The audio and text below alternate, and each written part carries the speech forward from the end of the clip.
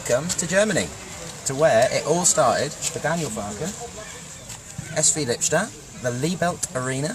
We arrived in Germany last night. Dave Freezer here, a little bit croaky, I'm afraid, so bear with me, alongside Mr. Paddy Davitt. Patrick, you have been travelling Europe, haven't you? Six countries in one day yesterday, was it? It certainly was, Dave, yeah. Feeling it today, but there you go. Ever the professional, we're down here. What else would you be doing on a Saturday afternoon but taking in a game of football? Yeah. And luckily the fates allow us to be at Lippstadt. We're just staying up the road, a place called Lippstadt, and it took us, 20 minutes. As you all know, I'm sure Norwich kick off their tour tomorrow. A place called Gütersloh, playing Arminia Bielefeld, but the man in charge of Norwich City, this is where it all happened. Dare I mention that the horse, just on that pitch behind us. The very scene of Farke on a horse. In fact, we won't be singing. We were welcomed by a nice chap who was part of Daniel's staff when we first got here, and he said he'd read our article about Farke on a horse and all these sort of things, haven't he? So Lippstadt, they're in the 4th tier of German football, and they are playing a 5th tier team called Rheinland. There aren't any goals yet, so 0-0. So if we see any, then that might be quite nice. Might be more interesting than listening to me and you, mate. But yeah, the first game tomorrow is against Arminia Bielefeld. They are a 2nd tier team, Bundesliga 2 team. You actually saw Norwich play against them 2 years ago, didn't you? Right, yeah. At their ground, yeah. Which is like a 26,000 seater stadium, isn't it? So it's going to be a tough start. That game, Jerome, Naismith and Oliveira scored, so obviously none of them are going to be playing. Was that a tough test? Do you remember that day? It wasn't. Yeah, I think Norwich played quite well on the counter that day. I think that was also one of the first times from memory we saw the 3 at the back, which kind of got abandoned as we moved into that, which was Farke's first season. But yeah, maybe that's a good lesson because, as you say, Naismith and Oliveira certainly didn't play too much of a part. And then Jerome, of course, he was sold, wasn't he, halfway through that season. So, talking broader terms about what we want to see from this tour and what we might see, probably that's a good lesson not to draw too many hard and fast conclusions for Liverpool on the opening night. But that said, it'll be nice to see some of the new players, and it just feels like very positive and upbeat, as it has done all summer, for me anyway. Yeah, it's actually nice and warm here, isn't it? The sun's trying to come out. Yeah, this is proper pre-season conditions. I think Daniel will be quite pleased with this. But I was looking at that team that faced Bielefeld 2 years ago, and I think the only ones remaining are Vrancic, Zimmerman, Lewis, and there was 2 others who I can't remember off the top of my head, but there was 5 players, so that shows how much. Zimmerman, Vrancic, Lewis. The other 2 will come to me. Oliveira is one of them, but obviously he's not going to be involved. Whoever the other 2 are, that shows how much change there's been. There was Wilskert and Naismith, all those sort of players. But in those 2 years since Daniel, of course he didn't leave this level. He was Borussia Dortmund 2, which was at the 4th tier of German football, wasn't it? To think what he's achieved from these sort of routes in 2 years is quite incredible, really, isn't it? I mean, you get a sense today, just having been here with the boys, Paul and Tony, with us, that only half an hour or so, that it's such a friendly place, a nice modern stand, looks a good playing surface, but it is very much regional level football. And to go from that, and as you say now, to be walking out with Jurgen Klopp at Anfield, home of the Champions League winners, in a couple of weeks' time, months or so's time, leading a team that you've taken out of the Championship and won the title. It's a phenomenal rise, really, and Norwich are fortunate that they're the beneficiaries of Daniel and his team's work. But it does bring it back to you that not that long ago he'd have been over in that dugout just there. Yeah, exactly. Well, let's just take a step back. Of course, all the contract work. You've basically been off on holiday the last 2 weeks, haven't you? And then come straight out here. Yeah. So we came through the tunnel yesterday, through France, Belgium, Holland. Mr. Paul Chesterton, our photographer, of course, who you all know, did all the driving. So he did a great job. We got here late last night, and we're holed up in an Airbnb for a little while. But through the rain, as Paul wants to point out. Biblical rain. It was quite biblical rain at one point, yeah. But from afar, seeing all these contracts drop in, basically everyone now, apart from Srebeni, Mario Vrancic was confirmed. He got an extra year. That was confirmed last night. I guess it just plays into the good vibes ahead of the season. It seems to have been contracts aren't necessarily that exciting. Tribal and Vrancic, for instance, just putting a year on their deal, aren't they? But the good mood that's still there from the title win, everyone seems to be loving it. Yeah, I mean, it's a very...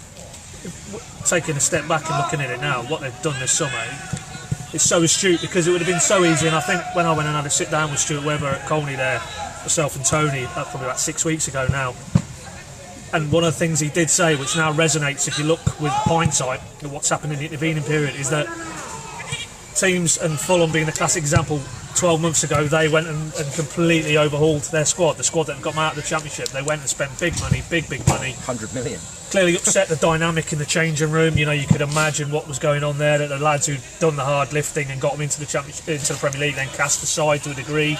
The dynamic wasn't right, and clearly, because Norwich are having to punch their weight financially against 19 other teams in this level that they're going into, they need to be good in other areas, and one of those is clearly that unity, that strength of purpose, the character and the fighting spirit that's forged by that group of players.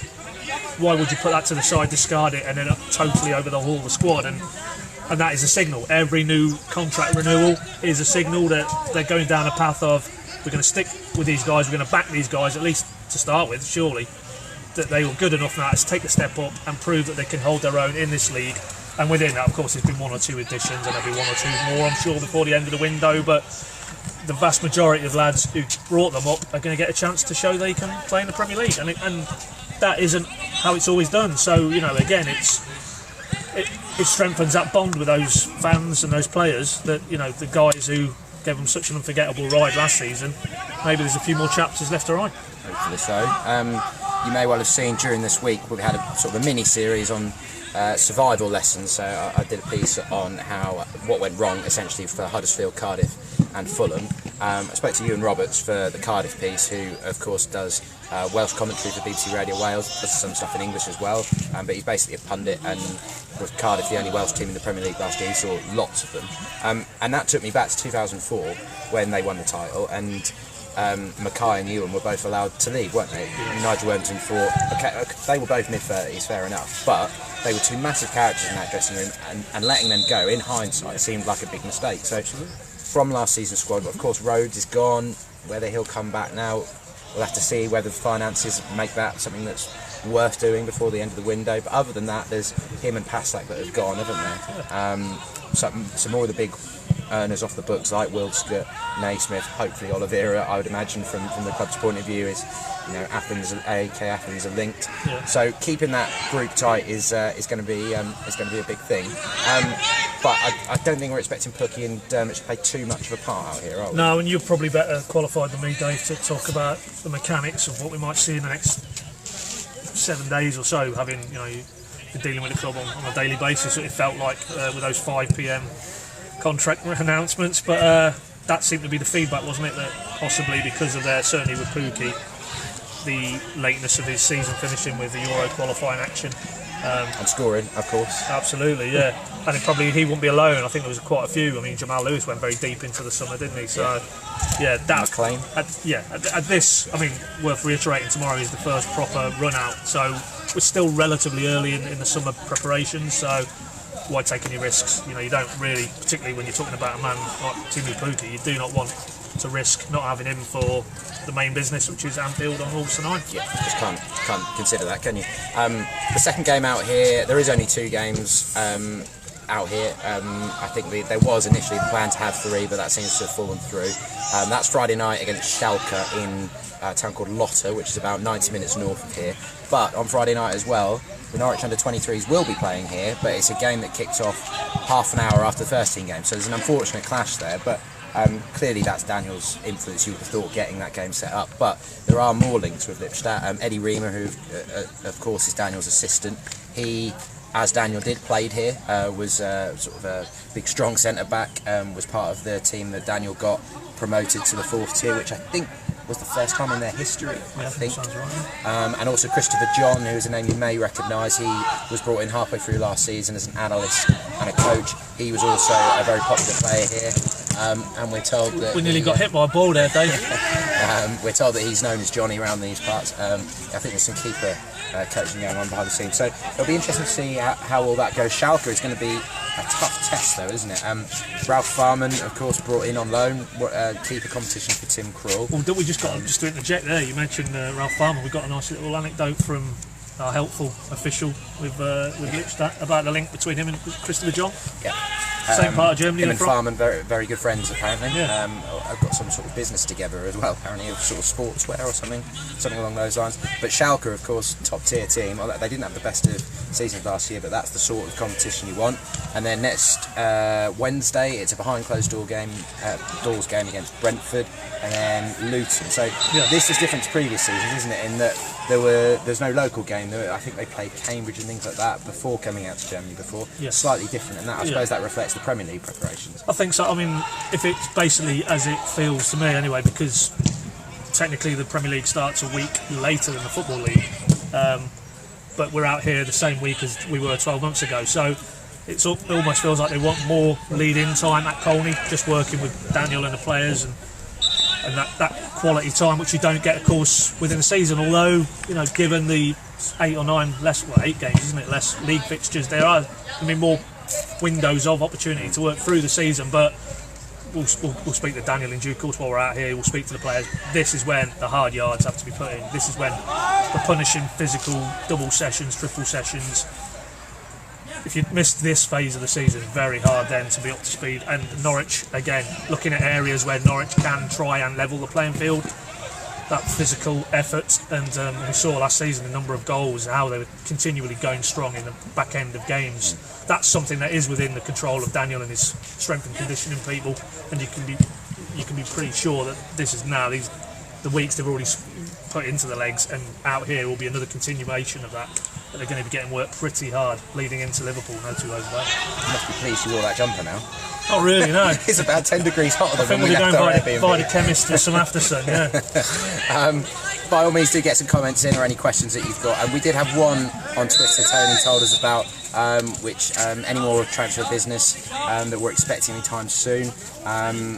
Heard a couple of whispers that maybe a right back is the next thing that will be coming in. Of course, there's no proper right back cover for Max Aarons at the moment, with Felix Passlack having gone, and he's gone on loan to Fortuna Sittard in Holland, so he won't be coming back. Other than that, I don't think there's too much needed, is there, do you think?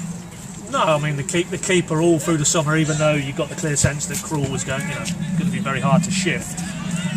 You felt that was an area, just with the numbers and the relative lack of inexperience in sort of Aston Oxborough's case. Michael McGovern, okay, good solid citizen, but is he somebody who can really push Krul? So that was something I felt they needed to do, and they've addressed that, obviously, by bringing in Farman. So yeah, the same logic applies. If you look at just in terms of the depth in certain areas of that squad, then take Max out of the equation and they do look a little bit light. I mean, Daniel might say different, he might sort of put forward the claims of Ben Godfrey or Louis Thompson at a push, but I think you would really need to go into the Premier League with an established right back option. So yeah, that for me would be one. And top end of the pitch now, no. I mean, now Ida's been effectively promoted and Dermich is in the mix. Dennis still there, and Timu. Don't see any real activity there at the top end of the pitch now. So it's whether, maybe across midfield still, but then they've been fairly active already there, haven't they, with Patrick Roberts coming in. So it is hard at this stage to think that they really will be aggressively looking to bring in more players, but I think the reality is if there's players who they think they can bring in, I mean, again, referencing that chat I had with Stuart, he was talking a little bit like the scenario I had with Grant Hanley, where they'd obviously made an approach for him early part of that window, didn't like the figure they were quoted. They did their time and then got him at a much reduced figure later on in the summer, when the dynamics around players who are probably not going to feature at their current clubs do shift as you get closer to the window closing. Stuart said they might have to do that again for this window, so it's entirely possible. There may be options as we get closer to the end of the window where they do become more financially viable, and it might happen. But if you're asking me, if this group of players went into that first game at Liverpool, would you be concerned that there was any real areas of weakness? I don't think I would be. No. You mentioned Ida there. It's going to be very interesting to see. It's going to be that goal. Yep. We've got a goal. Lippstadt taking the lead. Did you get it, Tony? No. No. Doesn't count. We've can't get in everything, unfortunately. But yeah, Adam Ider, talking of goals. Yeah. Segue. Good seg. Adam Ider, it's going to be very interesting to see what happens with him. Clearly they've given him a long-term contract. They promoted him to the first team, given him that squad number. He's been chucked in with the big boys, so we're going to see how he handles that. But we probably will see him on this tour. And I think so, yeah. I guess we will probably see Shrubeni start tomorrow night, and then maybe Ider gets the second half. Yeah. But we know he's got the size. I guess I've probably seen a bit more of him than yourself, but we've both seen a bit of him, haven't we? And his record at youth level is quite ridiculous. I worked it out start of last week, and it was something like 45 goals in 70 odd games at youth level for Norwich and the Irish youth teams in the last 2 seasons. So the kid has obviously got massive potential, but I guess it's one where it's literally, we're going to have to see how he does in pre-season, see if he handles the step up, and then they can always think again about, all right, maybe we look at Rhodes and look at a loan deal. Yeah, well, absolutely, yeah. And the key for me, and that's what you said there, Dave, was step up, because every step that's been put in front of him, he's cleared it, no problem at all. And he's 18, is he, leading the line for the Republic of Ireland at under 21 level. That shows you how far advanced he is in terms of his peer group, certainly. Clearly, development football wasn't really a test for him, because he scored plenty of goals, as you alluded to. He was nominated, wasn't he, for PL2 Player of the Year last season. That shows his impact across the league. So clearly, he has outgrown that level of football. So then the next decision, if you're Daniel and Stuart, was do you send him out on loan or do you keep him in the building? And the fact that they've kept him in the building initially tells you that they're thinking with this guy is he could be not that too far away. And obviously nobody's saying he's going to be anytime soon knocking Teemu Pukki out of the starting 11, but he comes in these next 2 games over here in Germany and shows enough, maybe gets a goal or 2, then that's all he can do. Daniel has shown him a vote of confidence by saying, right now, forget that, you're with us, you're in the first team squad. If he grasps the nettle and really shows him on the pitch where it matters that he's well capable of holding his own in this company, then one thing we do know with this head coach, he will get a chance, because there'll be no fear of, as we saw with Jamal, as we saw with Max, Ben Godfrey, Todd Cantwell to a lesser degree.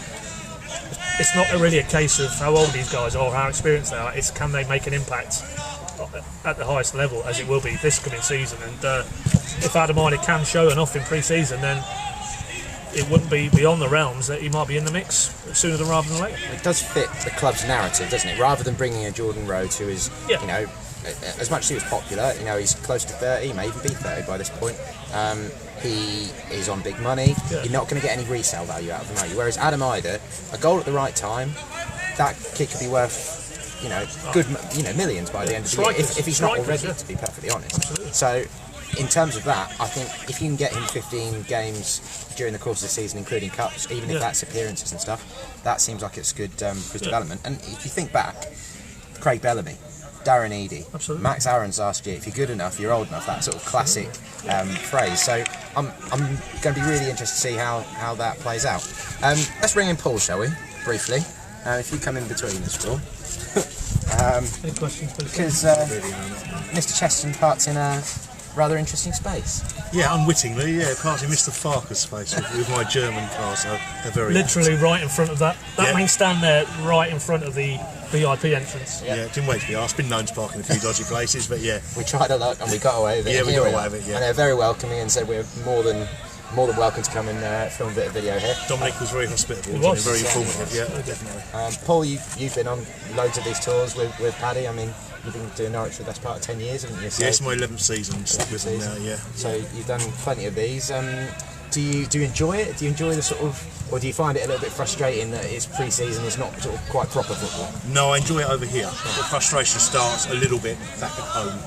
After the 4th or 5th pre-season friendly does start coming, let's get the real thing going a bit. But over here it's nice, you're in a different country, different atmosphere, it's all very laid back, it's all very, we get good access to the training session, and it's just, you get to do different sets of pictures. But yeah, once we get back, really looking forward to Luton away. Said no one ever. But you did great cake at Luton. The lights aren't great though. No, last year was Luton as well, so yeah. What was your last game then? Was it Champions League final? I'm not, sorry everybody, I'm not being rude here and pulling my phone out, but I've just spotted one of the German Canaries. Oh, right. So we're not the only Norwich people in here, but I don't want to be rude. want to find out what his name is. If he wants to, pop we'll over. Well, they're taking a picture of us. Not that you two are boring anybody, or me. No. More the merrier. What was your last game? Was it Champions League final? No, Champions League final. Then I went out to Portugal for the Nations League. So I did the semi-final, or third and fourth place playoff rather, and then the final as well in Porto. So from Madrid in Portugal to Lippstadt. Last year it was Luzhniki to Luton, and this year it's Porto to Lippstadt. Yeah, excellent. Well, I guess you can give us quite a nice sort of neutral-ish sort of view on things as well. I mean, obviously you follow Norwich around the country, but yet you're a West Ham fan at heart, aren't you? So what are you expecting from this season? Do you think it's going to be tough? Very tough at times, yeah. I'd like to see the same spirit carry through. I don't want to see that spirit knocked out of them by too many early, possibly some might say inevitable defeats. Liverpool's a tough one. I mean, there's something no bones about it, that's a tough one. But they have got the Super Cup and also the Charity Shield before that, so, it could be the right time to play them, and you never know. And hopefully they're in that honeymoon period, like when we went up with Lambert, I'm a West Ham fan, when Norwich went up with Lambert, you had that honeymoon period where, we went to Liverpool and Holtby scored and we grabbed a few results. Nothing's impossible in football. But I think Liverpool and Man City, they're going to be tough to beat. But I'm looking forward to it. I think they keep the same spirit going. Got West Ham third game, is it? Third game of the season? Yes, the second away game, isn't it? Yeah, that's away game. So I think that's one that all the Norwich fans I know are looking forward to going to the London Stadium. Nice and easy on the train, isn't it? So that's a good away day. 15-minute walk from Stratford. Yeah, it's all right. Yeah, but no, I'm looking forward to the season. I just hope they can keep the momentum going and keep the same spirit going. And don't get the stuffing knocked out of them too early in the season. If they land on their feet, get a few good results, who knows? I mean, what's the ambition? Do you think what do you think the ambition should be? 17th and above as a result? Because I think it would be. Well, any promoted team West Ham will take that. Has to take that, don't they, as a starting point. But I think there is still that belief amongst most Norwich fans that they can do a little bit better than that. But I think a lot of that may well depend on them making the most of the momentum still being there. Still maybe there. That's what I mean. That spirit half the season. I mean, Huddersfield, their first season, I think they took something like 12 points out of the first 24 or something like that. That's a great start to anyone's season. So, and that's what I think. I think if they can get that momentum and keep it going, then who knows? I mean, they're going to surprise a few people. Yeah. You can see a couple of teams taking them for granted a little bit, and and bang, they get a couple of goals or a late goal. 1-0 is always a good result anywhere in the world, even at home, isn't it? So you never know. They've got goals in the side. So more optimistic than I have been previously, shall we say. Top man, right. I shall dip out and see if I can go and find that travelling canary for you. I'll tell you what, Paul, tell Paul to come over and have a chat. Paul Stanley. Yeah, German Canaries. There we go, hopefully we found a Norwich fan. There you go. Better than listening to us talking. And there'll probably be quite a few Norwich fans here Friday night. I guess they're going to have a few sort of loyalties split, aren't they? Do you go to the first team? Do you come and see the under-23s here? Yeah. There'll be some people that come over here. Yeah, well, absolutely, Otherwise, in terms of Daniel Farke, as we're on his home patch, I mean, I think he had 3 spells here as a player. He's a striker, wasn't he? And pretty prolific at these levels. He never played second tier or Bundesliga or anything like that, did he? But in terms of Daniel Farke, this is a big season for him as well. I mean, his first season, of course, there was a lot of adapting needed and there were a lot of questions over him even at the start of last season, but he answered a lot of those questions last year. You feel confident that he's going to adapt well to the Premier League? Yeah, because the template that he obviously developed here initially, then refined it at Dortmund, then brought to Norwich. Let's be honest, the first couple of months, 3 months, 4 months, he had to refine it, didn't he? Notably that watershed defeat at Millwall when that was the end of the line for 1 or 2 players, and also possibly the purity of his the philosophy around possession-based football. He had to be pragmatic, is I guess the long-winded way of what I'm trying to say, and we saw that pragmatism again last season. So I don't think he'll just go into the Premier League and think, okay, of course you need to stick with what you believe in and almost say this is Norwich, this is what we're about. But I think within that he will know that can you take on the likes of Liverpool, Manchester City, that type of football. The reality is they do have better players because they are able to spend the money to attract the biggest and the best in the world. So I think he's clearly astute enough that he knows he probably needs to reinvent a little bit of how Norwich set about it. Okay, it was more than good enough to come out of the Championship, but are they going to score the quantities of goals at that end of the pitch? And are they, more importantly, going to be able to stop conceding as many as they did at the back end? Because if they don't, then it will be a long, tough season, as Paul alluded to. So I think he will know that they need to be a little bit cuter, because effectively he's coming up against better coaches and their Norwich players are coming up against better players. So that's what they wanted to get into the best league in the world, supposedly, certainly the richest league, the most globally watched league, and with that comes a certain level of performance on a week-to-week basis, and that's probably, and we'll see a little bit more of that out here in Germany. The fascination for me is, can that group of players and that group of coaches around Daniel take the next leap, the toughest leap you can take in certainly English football, and still, as Paul said, hope for a little bit more than a long season of looking over your shoulder. Absolutely. Half time. Lippstadt 1, Rheinen 0, I think they're called. We've got a few comments through on Facebook, so sorry I was looking at my phone while you were talking there, Paddy. I was just trying to pull them up. Martin Harvey says, top guy stuff, watching you live from Silverstone. Speak up. Speak up. The German Canaries have decided I don't wish to appear. Can we take a step closer, Tony, just so we're a bit louder? Yeah, just there we go. Although, if you can't hear us, Martin, maybe that's all the cars in the background at Silverstone. Maybe, might be. But that sounds like a good gig. Eddie Ivans says it's the way all clubs should be. If you're good enough, you're old enough. So that's following on from our chat about Adam Ida. There was a question here from Tom Ree. Can't find Mario Vrancic in the training pictures. Do you know why? As far as we know, that they just didn't get the photo of him. There's a few of them in there. Hanley, Zimmerman. We now know, of course, Zimmerman has got his injury problem, so he had his bit of surgery before his contract news came out. Are we talking out here or back in England? Because I've definitely seen him in English training pictures. Yeah, he was. Yeah, in our photos, wasn't he? And of course, he signed a contract on last night. So last night, where are we? Oh yeah, we're Saturday, aren't we? So yesterday, yeah. So there's nothing to worry about with Mario at all. But he was with Bosnia during the break. He didn't play, did he? So right. Whether he got a little training knock or something with them while he was at the Euros. Dan Mayhew, you think Aston Villa will be... Oh, Aston, sorry. Aston Villa. You think Aston Oxborough, you mean, will be off on loan? Yeah, as far as we know, that was a big part of Michael McGovern signing his contract at the end of last year. He signed a 2-year extension, and essentially he signed up to be third choice keeper. So I think, although it was never definite, they always had a rough plan to bring in strong competition for Krul if they could find the right person. So obviously we've seen that with Ralph Farman, but Oxborough, we'll have to see. Obviously he's one of those lads who needs a loan.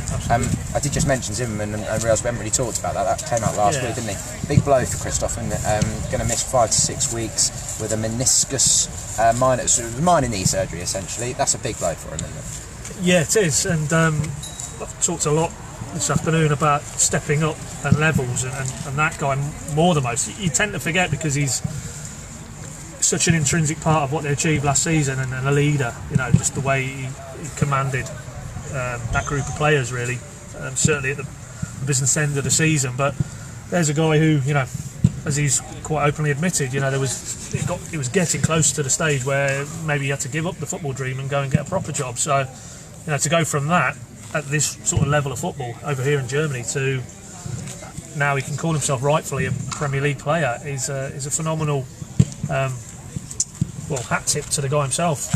His character and his drive and his work ethic, and no shortage of ability either. A little bit underrated, I think, certainly with the ball at his feet. That long range of diagonal passing, shouldn't be underestimated. That pass at Bristol City, absolutely, when he lofted it up and Steepman and ended up putting it in from 20 yards. That was that one, awesome. And the last goal was it against Bolton when he just chipped it over for Pookie to run forward, so.